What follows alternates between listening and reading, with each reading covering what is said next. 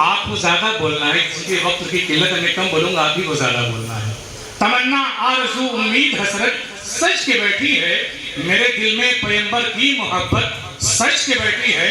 تمنا آرزو امید حسرت سچ کے بیٹھی ہے، میرے دل میں پیغمبر کی محبت سچ کے بیٹھی ہے۔ اور ادھر سرکار میرے اونٹنی پر جلوہ فرما ہے، ادھر سرکار میرے اونٹنی پر جلوہ فرما ہے، ادھر ایوب انصاری کی قسمت سچ کے بیٹھی ہے۔ سبحان اللہ۔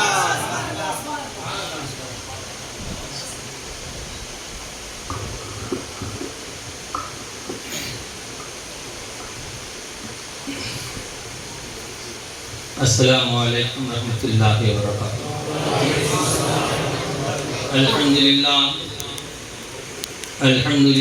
رب العالمین، والصلاة والسلام علی سید المرسلین وآلہ واصحابہ اجمعین، اما بعد فاعوذ باللہ من الشیطان الرجیم، بسم اللہ الرحمن الرحیم۔ ان اصحاب الکہف والرقیم کانوا من آیاتنا عجبا۔ صدق اللہ مولانا العظیم۔ ان اللہ وملائکتہ یصلون علی النبی یا ایہا الذین آمنوا صلوا علیہ وسلموا تسلیما۔ اللہم صل وسلم وبارک علی سیدنا مولانا محمد طب القلوب ودوائها وعافیة الابدان وشفائها ونور الابصار وضیائها وآلہ وصحبہ بارک وسلم صلاة و سلاما علیک یا سیدی یا حبیبی یا رسول اللہ۔ میرے پیارے سامعین اکرام، میں نے قرآن مجید کے سورہ کہف کی ایک آیت پڑھی ہے۔ سورہ کہف اور اس کے سارے واقعات سے آپ حضرات واقف ہیں۔ مجھے صرف یہاں اتنا سنانا ہے کہ اصحاب کہف، ان کے بارے میں اللہ فرماتا ہے اصحاب کہف اور ان کی جماعت یہ اللہ کی نشانیوں میں سے۔ وجہ کیا تھی؟ کس وجہ سے ان کو اللہ نے اپنی نشانی بنائی؟ واقعہ بتاتا ہے کہ یہ اپنا ایمان بچانے کے لیے ایک غار میں چلے گئے۔ کس کا ایمان بچانے کے لیے؟ بولیے، اپنا ایمان بچانے کے لیے۔ کس کا ایمان بچانے کے لیے گئے؟ کس کا ایمان؟ اپنا ایمان بچانے کے لیے غار میں گئے۔ اللہ کے ولی ہو گئے۔ جس نے سب کا ایمان بچایا اس کا مقام کیا ہوا؟ اشرف الفقہاء جنہیں کہتے ہیں، یہ وہ ذات ہے جس نے ناگپور کو علماء کا مقام بنایا، ان پڑھوں کو عالم بنا دیا، گنواروں کو فقہاء بنا دیا، جسے کچھ نہیں آتا تھا اسے مفتی اعظم بنا دیا۔ ان کی خدمات کا کون اندازہ لگا سکتا ہے؟ وہ شخصیت ہیں جنہوں نے گاؤں گاؤں پھر کر لوگوں کے ایمان کی حفاظت کی۔ اصحاب کہف تو اپنا ایمان بچانے کے لیے غار میں گئے، اور میں نے دیکھا ہے میرے آقا حضور اشرف الفقہاء عوام کا ایمان بچانے کے لیے ڈاکوؤں کی بستیوں سے گزرے ہیں۔ یاد ہے آپ کو؟ نکسلائٹوں کی بستی سے گزرے، نکسلائٹ گھیر لیے تھے ہماری کار، اس میں حضرت جلوہ فرما تھے۔ حضرت کو دیکھا، پوچھا کہاں جا رہے؟ بولے جلسے کے لیے جا رہے۔ سب ہٹ گئے، حضرت کی کار آگے، صرف حضرت کو دیکھا ہٹ گئے۔ نکسلائٹوں کی بستی سے گزرے، پولیس والوں کے گھیراؤں میں گزرے، ایسے ایسے مقامات پر گئے جہاں کوئی پانی پلانے والا نہیں، مگر گیا خدا کا بندہ تو دین سکھا کے آیا اور اعلیٰ حضرت کی محبت کا جام پلا کے آیا۔ سبحان اللہ، سبحان اللہ۔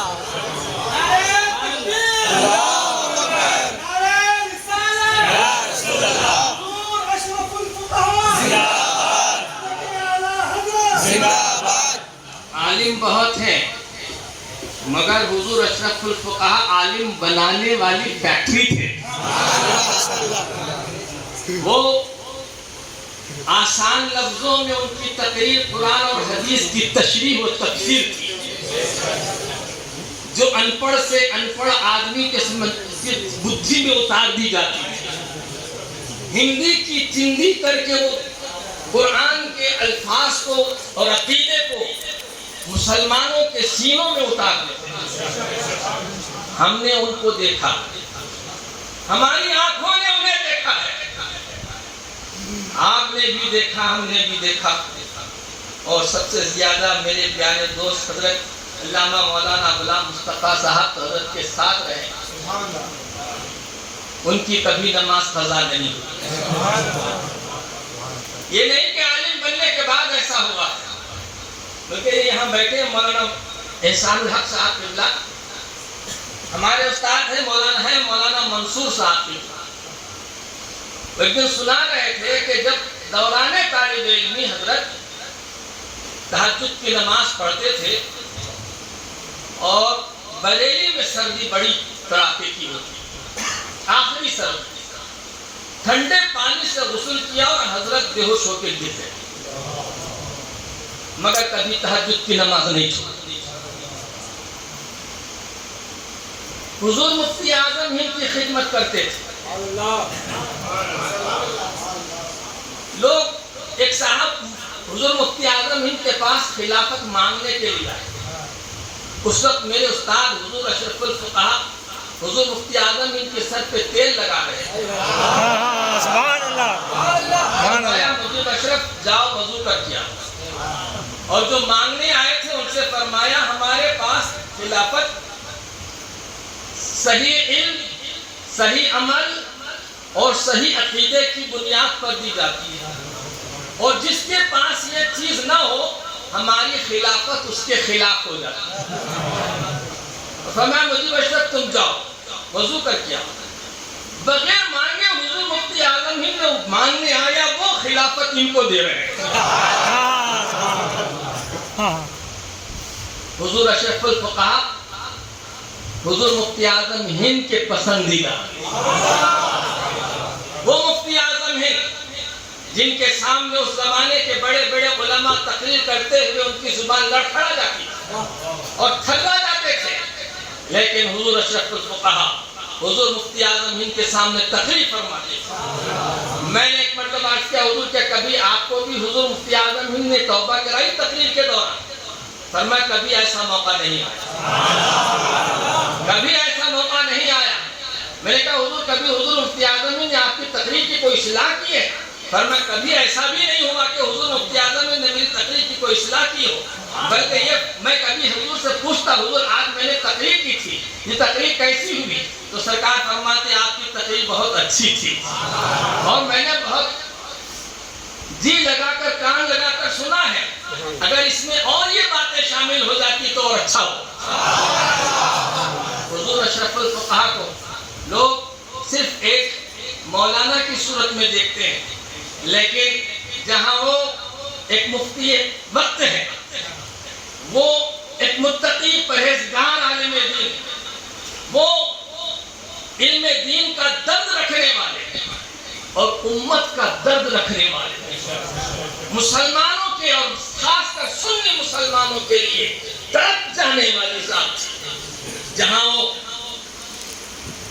لوگوں کے عقیدے کی حفاظت کرتے تھے, وہیں اللہ تعالیٰ نے ان کو ایسا دل دیا تھا کہ مٹھی بند کر کے خیرات کرتے تھے.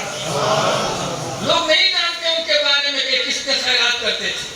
رمضان میں 25-30 لاکھ روپے وہ غربا میں تقسیم کرتے تھے.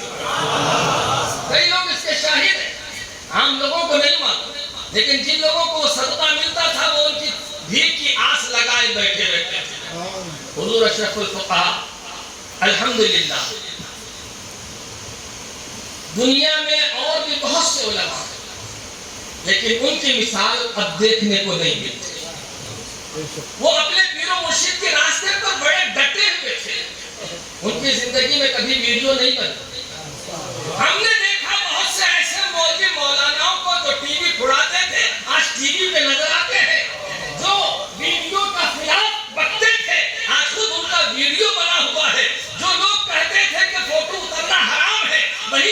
فوٹو کے پوسٹرز اتار رہے ہیں، ہر اخبار میں ان کی فوٹوز چھپ رہی ہیں، اور ہمارے حضرت کا اگر آپ پوچھیں تو ان کی شہرت تو چاروں طرف ہے، کسی ٹی وی سے نہیں، کسی ویڈیو سے نہیں، کسی واٹسایپ سے نہیں، ٹویٹر سے نہیں، نہ کسی دوسری سوشل میڈیا سے ان کی شہرت ہے، ان کی شہرت ہے ان کے تقوی سے ہے، ان کی پرہیزگاری سے ہے، ان کی دینداری سے ہے، ان کی امانتداری سے ہے، ان کے حضور حکمتی سے ہے، ان کے دل سے ہے۔ بے شک، سبحان اللہ۔ نعرہ تکبیر، نعرہ رسالت، علماء اہل سنت، مسلک اعلیٰ حضرت حضور اشرف الفقہا، کرامات حضور اشرف الفقہا، فیضان حضور اشرف الفقہا، نعرہ رسالت، سبحان اللہ، سبحان اللہ۔ حضرت محبوب الہی رضی اللہ تعالیٰ عنہ سے کسی نے کہا کہ آپ کے پیران اسلام بہت دیکھ دیکھ کے مرید کرتے تھے، اور آپ اس قدر دھڑک دھڑک سے مرید کرتے ہیں، بے دھڑک مرید کرتے ہیں۔ تو حضور محبوب الہی نے فرمایا، مجھ سے لوگوں نے کہا ہے جو تیرا مرید ہو جاتا ہے وہ متقی بن جاتا ہے، کیا بات ہے، سبحان اس اللہ۔ لیے میں لوگوں سے بہت زیادہ بیعت لیتا ہوں۔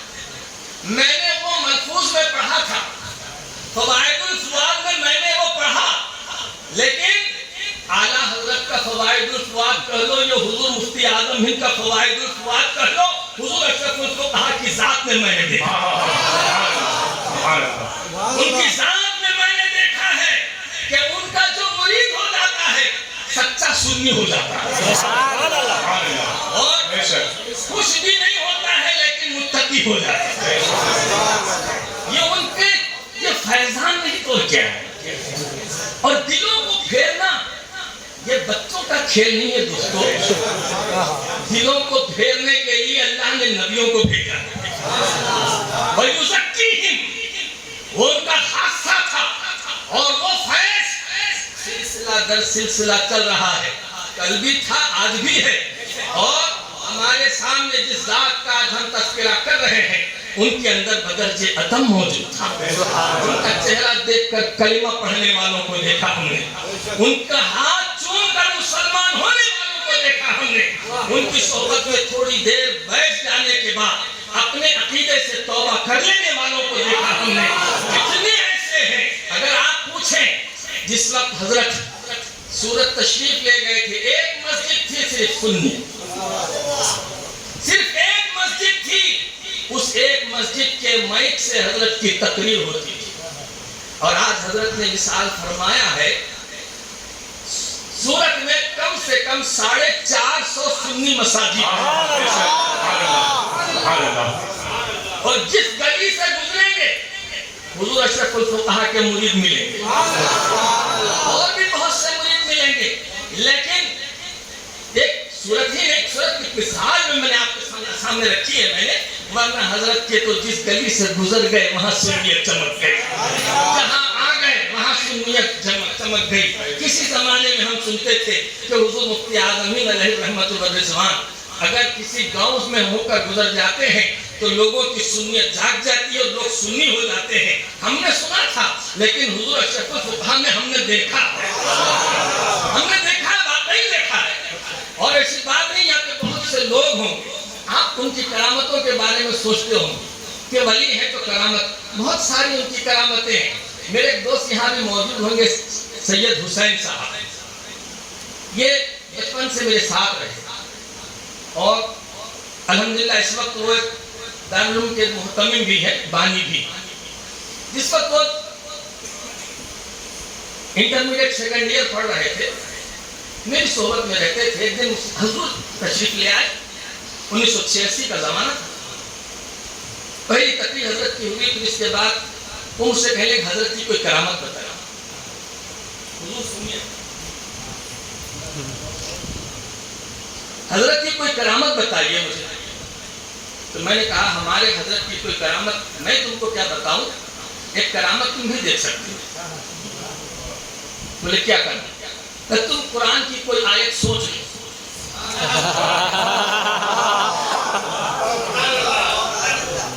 تم قرآن کی کوئی آیت سوچ لو کہ حضرت آج تقریر اس عنوان پر کریں، اور پھر دیکھ لینا، تقریر سن لینا، اگر ہو تو حضرت عین اسی آیت کو اپنا عنوان بنائیں گے، یا نہیں تو ان کی تقریر میں کہیں نہ کہیں وہ آیت ضرور آ جائے. بس اتنا میں نے ان سے کہا، اور اس کے بعد وہ حضرت سے مرید ہو گئے. ایک تقریر سنی اور مرید ہو گئے. میرا اپنا تجربہ ہے. میرے اپنے کسی ساتھی سے میں نے کبھی اس بات کا تذکرہ نہیں کیا، مگر میرے ورنگل کے بہت سارے حضرت کے مریدین حضرت کو اس سے بہت آزماتے تھے، بہت آزماتے تھے کہ جانور کی یہ بات صحیح ہے کہ غلط ہے. مگر جب بھی کسی نے آزمایا وہ اپنی آزمائش کو کھڑا اترا. دل میں سوچو ان کی زبان پہ قرآن کی آیت. اور یہ بات میں اپنے پڑھنے کے زمانے سے اپنے حضرت کو آزماتا تھا. میں جب بھی حضرت کی تقریر سنتا تھا تو سورۃ کی آیت پڑھے میرے دل میں سوچتا تھا اور حضرت اس آیت کو تلاوت فرماتا. یہ ایک ایسی کرامت ہے کہ میرے دوست دلوں کا علم جانتے ہیں. ان کی تقریر الہامی ہے، بنائی ہوئی بھی نہیں، رٹی ہوئی نہیں. ہمارے چند کٹے ہوئے واقعات تو ہم سنا سکتے ہیں، چند رٹے ہوئے الفاظ مولوی بولتے ہوں گے، چند رٹی ہوئی تقریریں لوگ سناتے ہوں گے، جو کیسٹ ہے جو بج رہا ہوگا، لیکن ان کی تقریر کیسٹ نہیں. ان کی تقریر، ان کا بیان کوئی رٹا ہوا نہیں ہے، بلکہ وہ الہامی ہے. اللہ ان کے قلب پر ڈالتا ہے اور وہ بولتے چلے جاتے ہیں، بولتے چلے جاتے ہیں. وہ فیضان مصطفیٰ ہے جو ان کی زبان سے چھلکتا چلا جاتا ہے. وہ جام ہے امام احمد رضا کا جو بڑھتا چلا جاتا ہے. وہ غوث اعظم کی بھیک ہے جو سب کے دامن کو بھر کے چلی جاتی ہے. جو وہاں بیٹھتا ہے وہ سیلاب ہو کر اٹھتا ہے. ان کے پاس کوئی پیاسا نہیں جاتا. ان کے پاس جو آتا ہے اس کی تسلی تک اسے سمجھا دیتے. میرے دوست، ہم جن کا تذکرہ کر رہے ہیں وہ تقوی و طہارت میں اپنے زمانے کے علماء میں سب سے ممتاز رہے اور تصنع و بناوٹ سے بہت دور تھے. اور دیکھیے لوگ کچھ نہیں ہے لیکن قربہ اتنا اونچا، کچھ نہیں آتا لیکن ان کے مریدین دامن اٹھائے پھر رہے ہیں. کچھ نہیں آتا اس کا نام بھالا مگر اپنے آپ کو بڑے علامہ سے کہلاتے. وہ اتنے سب کچھ تھے مگر ان کے اندر عاجزی تھی، انکساری تھی، اتنی تواضع، خدا کی قسم اتنے تواضع کہ وہ جس علاقے میں چلے جاتے تو اکثر ایسا ہوتا ہے، ہم بھی دیکھتے ہیں، ہم بھی جلسے کراتے ہیں، آپ لوگ بھی جلسے کراتے ہوں گے. میں اس میں جہاں تک جو بیٹھے ہوئے دور دور تک لوگ ہیں ان میں سے اکثر لوگ ایسے ہیں جو جلسے کرواتے ہیں. میں آپ حضرات سے کہتا ہوں کہ آپ ایک مقرر کو بلاتے ہیں پھر اس کے بعد کہتے ہیں یار ان کو تو سنیے دوسرے کو بلائیں، اس کو تو سنیے پھر دوسرے کو بلائیں.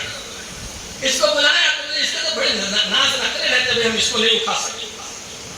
اکثر ایسا ہی ہوتا ہے. ایک مقرر ایک گاؤں کا آیا تو پھر 4-5 سال 10 سال تک کوئی اس کو پوچھ کر نہیں دیکھا.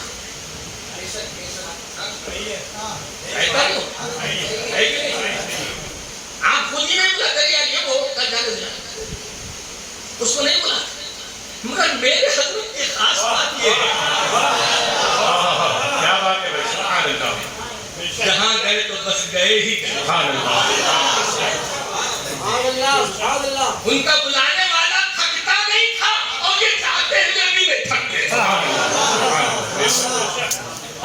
جتنوں نے ان کی تقریر ایک ہی اسٹیج پر سنی، 50 سال سنی ہو کی تقریر، لیکن کبھی کوئی یہ نہیں کہہ سکتا کہ جو بات کہی وہ پھر ریپیٹ ہو گئی.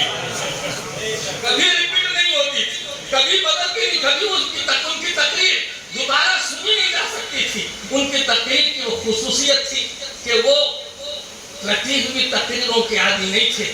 وہ اللہ تبارک و تعالیٰ کا دیا ہوا علم تھا، فیضان حضور مفتی اعظم تھا، فیضان غوث اعظم تھا، وہ فیضان سرکار مدینہ تھا جو ان کے تقریروں میں بھرا ہوا تھا اور جس سے ہم سب اور آپ سب مستفید ہوتے رہے. ایک زمانہ ہم نے حضرت کو اپنے قریب سے دیکھا، حضرت کے صحبت میں بیٹھے، حضرت کے چال چلن کو دیکھا، حضرت کی عادات و اطوار کو دیکھا. کیا کبھی آپ نے دیکھا کہ حضرت چڑ گئے ہو؟ کبھی کسی کو غصہ کیا ہو؟ آپ تعویذ لینے کے لیے 10 بار چلے جائیے، ٹھیک ہے ابھی آئے تھے یہ رہنا، ابھی آ کے یہ تعویذ نہیں حضور وہ میری امی کے لیے لیا، اب کس کے لیے؟ ابا کے لیے چاہیے. ہاں جی پھر تھوڑی دیر اور پھر آتا، بولے حضور پھر آ گئے تم، کیا ہو رہا ہے؟ بولے حضور ابا کے لیے گیا تھا، میرے بچے کے لیے۔ ایک آدمی 10 مرتبہ چکر لگا کے تعویذ لیتا تو بھی کبھی اس میں ناراض نہیں ہوتا، اور کبھی تعویذ کا پیسہ نہیں لیتے تھے۔ اور قربان جاؤ وہ تعویذ صرف 2 انچ کا کاغذ ہے، اتنا بڑا پرچہ نہیں ہے کہ کوئی کتاب لپیٹ کر گلے میں ڈال دی، صرف 2 انچ کے پرچے کی یہ اہمیت ہے کہ جس مقصد کے لیے دیا وہ مقصد میں کامیاب ہو گیا، جس کام کے لیے دیا وہ کام اس کا پورا ہو گیا۔ یہ فیض نہیں تو کیا ہے؟ جو کرامتیں ہیں ان کی جو کاغذ میں لپیٹ کر دے دیتے تھے، وہ ان کی دعائیں تھی جو صرف پھونک کر عطا فرما دیا کرتے تھے۔ وہ اپنے کرامتیں دکھانے کے عادی نہیں تھے، وہ کرامت سے بڑے دور رہتے تھے، لیکن ان کی زندگی خود کرامت تھی، ان کا وجود خود کرامت تھا، ان کے الفاظ کرامت تھے، ان کی ذات کرامت تھی، اور ان کا ہر لمحہ کرامت کا تھا۔ میرے دوست، ہم آج بہت بڑی دولت سے محروم ہو گئے، ہم اب دور دور تک دیکھتے ہیں نظر اٹھا کر، خاص کر وہ جلسے کرانے والے، تو ان کو کوئی ایسا دکھائی نہیں دیتا مخلص جو ہمارے جلسوں کو پھر سے کامیاب کرتے ہیں، نہیں نظر آتا ہے۔ بڑے بڑے نام نظر آتے ہیں ضرور، لیکن ہمیں ایسا نظر نہیں آتا جو لوگوں کے دلوں کو اللہ اس کے رسول کی طرف پھیر دے۔ ایسا نہیں مل رہا ہے کوئی جو ہمارے دلوں میں پھر محبت رسول کا نشہ چڑھا دے، محبت رسول سے ہمارے دلوں کو سیراب کر دے، حضور اسلام کے عقیدت اور اعلیٰ حضرت کی محبت ہمارے دلوں میں بھر دے۔ آج دور دور تک ہمیں دیکھنے کو نہیں مل رہا ہے۔ اللہ تبارک و تعالیٰ ہماری اس قسم پرسی اور اس بے مایگی اور ہماری اس غربت پر رحم فرمائے، اور اپنے کسی مخصوص بندے کا ہمارے لیے انتخاب فرمائے۔ وما علینا الا البلاغ۔